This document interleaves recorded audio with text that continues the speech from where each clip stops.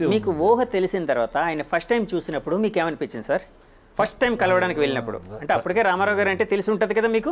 అంటే నేను చిన్నప్పుడే వెళ్ళాను కదా, మామూలు స్కూల్ ఏజ్లో. అప్పటికి తెలియదు రామారావు గారికి ఉండే ఇమేజ్ కానీ. నాన్నగారు ఆయన గంభీరంగా రెడ్డి బ్రదర్ అంటే ఆ వాయిస్ అది అసలు ఏదో ఒక దేవుడి వాయిస్ లాగా అనిపించేది. ఆయన మహత్తరమైన అనేక సన్నివేశాలు ఆయన జీవితంలో నేను చూసి ఆయన జీవితంలో కొంతమంది ఆయన ఎదురుకుండా పేర్లు ఎద్దుకు, కానీ కొంతమంది ఎయిర్పోర్ట్లో వెయిట్ చేస్తున్నాం ఈయన కోసం, రామారావు ఎన్టీఆర్ కోసం. ప్రముఖులే చనిపోయారు కనుక వాళ్ళ పేర్లు చెప్పడం ఇష్టం లేదు నాకు.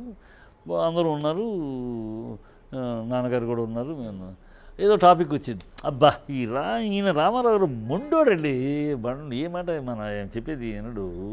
అదే ఆయనతో ఏ సస్తానం వెయిట్ చేస్తున్నాం, కానీ ఆయన ఏది ఈయనడు వేస్ట్ ఇట్టా అంతా మాట్లాడుతున్నారు ఆయన గురించి, మొండోడు బండోడు వినడు అని. ఆయన అలా వచ్చాడు లోపలికి వచ్చి బ్రదర్ అనగానే అలా మాట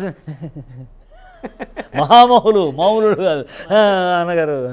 అది ఆయన గాంభీర్యం, అది ఆయన ఆ విగ్రహ రాజస విగ్రహం. అది అలా వచ్చి ఏం బ్రదర్ అంటే అయిపోయింది రాజసం. అది అలాగే నా ఇందిరాగాంధీ దగ్గరికి కూడా వెళ్ళినప్పుడు మనం చూడలేదు, కానీ చెప్పారు ఎవరు ఇందిరాగాంధీ దగ్గరికి వెళ్ళారు. ఎప్పుడు ఇందిరాగాంధీ ఎదురుకుండా చాప ఉంటుంది, ఆవిడకి చైరు టేబుల్ కుర్చీ కింద చాప ఉంటుంది. ఎవరైనా వెళ్ళిన వాళ్ళు చాప మీద కూర్చోవాలి, కింద కూర్చోవాలి చాప మీద, ఆవిడ అక్కడ కూర్చుంటుంది. అది ఈయన వెళ్ళినప్పుడు వెళ్ళాడు, చాప లేదు, అక్కడ ఇంకో చైరు ఉంటే ఆ టేబుల్ దగ్గర వచ్చాడు, అలా లాక్కుని వేసుకుని కాలు వేసుకుని టెల్ మీ మేడం, చెప్పండి మేడం, టెల్ మీ మేడం అన్నాడంట. ఆవిడ ఒక్కసారి కంగు తినిపోయి ఎవరు ఈ రామారావు, ఇంతకుముందు ఇంతమంది సీఎంలు, ఏపీ నుంచి వచ్చిన సీఎంలు అయితే మేడం అనేవారు, ఈ కాలు మీద చెప్పండి మేడం అని ఇలా అనేటప్పటికి ఆవిడ దంగైపోయింది. నిజంగా జరిగిన విషయం జరిగింది. ఆయన కేర్ చేయడు కదా, ఆయన అలా కాలు మీద కాలు వేసుకుంటే ఆయన అలవాటు, మనం చూసిన అలవాటు.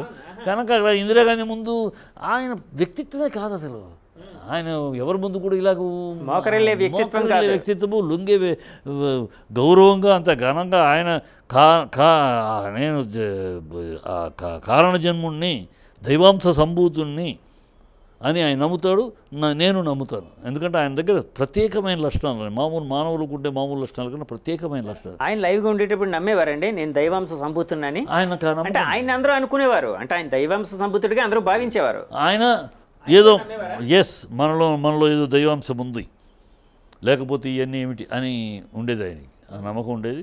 చాలా జాతకాలను బాగా నమ్మేవారు కదా, బాగా ప్రతి అడుగు జాతకాలు. ఇప్పుడు బాలకృష్ణ గారు కూడా, బాలయ్య గారు కూడా అంతే కదండి. ప్రతి అడుగు సార్ బాలయ్య గారు జాతకాలకు సంబంధించి అంటే ప్రతిదీ ఎవరిని కలవాలన్నా కూడా జాతకాలు చూస్తారట కదండి. ప్రతి వారం కూడా, ఈ వారంలో ఏ పేరు మీద ఉన్న వాళ్ళని కలవచ్చు అంతా. ఇప్పుడు నేను చిట్టి నేను బాలయ్య నేను కలవాలి అంటే ఇమీడియట్గా రా రేపొద్దునే అనడు, చెప్తాను అని చెప్పి చూస్తాడు. నన్ను బట్టి చూస్తాడో లేదో తెలియదు, జనరల్గా ఎవరిని కలవాలంటే వాళ్ళ పేరు బలాన్ని బట్టి రేపు తన పేరు బలాన్ని బట్టి రేపు కలవటం,